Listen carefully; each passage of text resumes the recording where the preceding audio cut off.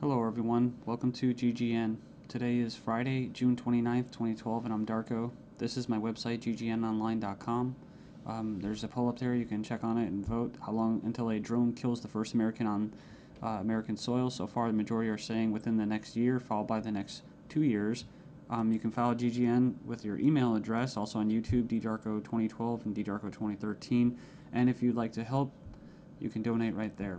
So, and there's also a little news archive there.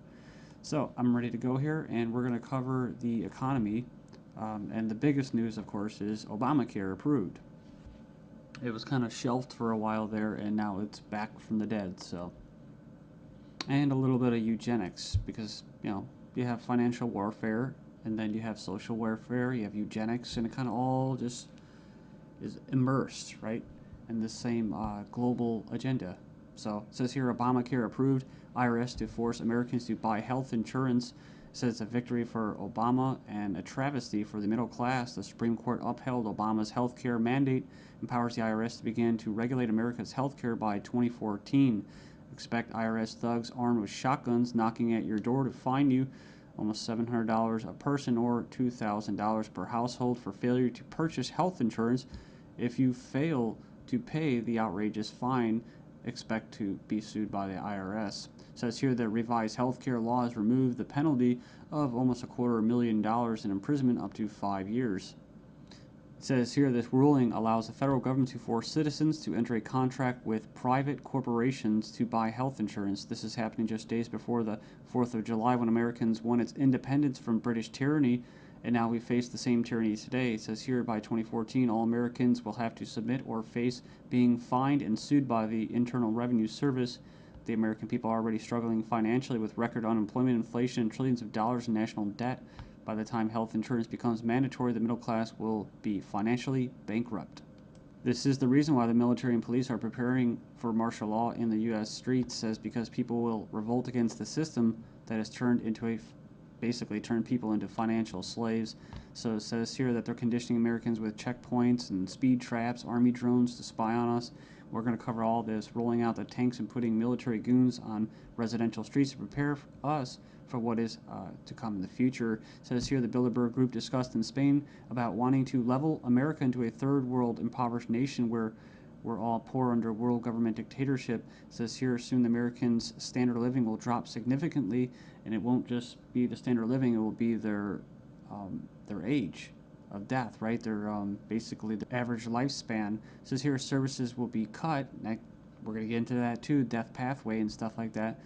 Taxes will be increased until we become so poor that we are unable to fight, and resistance will be futile. As Americans issue split decision on healthcare ruling, nearly 2/3 believe politics played too great a role. So it says Americans are sharply divided over Thursday's Supreme Court decision on the 2010 healthcare law, with 46% agreeing and 46% disagreeing with the High Court's ruling that the law is constitutional. Then you have from the Daily Bail, Obamacare complicated. Check out the flow chart. And yeah, there's our buddy, the IRS, right there. But it's just a god-awful mess. And you have Secretary of Health and Human Services in the middle. All these different vested interests, all these different bureaucracies. And the biggest invested interest that helped write the bill was the insurance companies. And they're the ones that are going to basically, how could you say, not profit. Well, they will profit, but they're going to get the best advantage from this, right?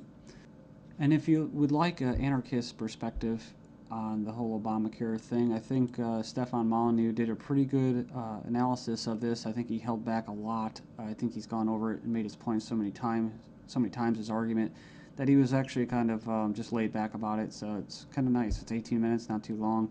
The truth about Obamacare, yes, it's even worse than you think. And right here in the description, he puts in there the 6 facts that he presents in his argument. So fact 1, there is no law in the U.S. anymore. Basically what he's saying is that if they could just do anything, then there's no law, right? And it's tricky because, in quote, in a stateless society, there would be what? No law. Well, there would still be common law. See, this isn't common law. This is political law. That's why you have pigs, political law enforcement, and the like that are going to be enforcing this, federal agents and that. So in other words, what he's saying is that you might as well just have no government, because right here you have a dictatorship with, quote, laws, right? They have laws that basically write in a dictatorship. So we have here Obamacare is an admission that all previous government health care programs have failed. So, and this is true. I remember the recording, about Nixon and stuff like that, getting people on Medicaid. It doesn't really matter whether it's good or not.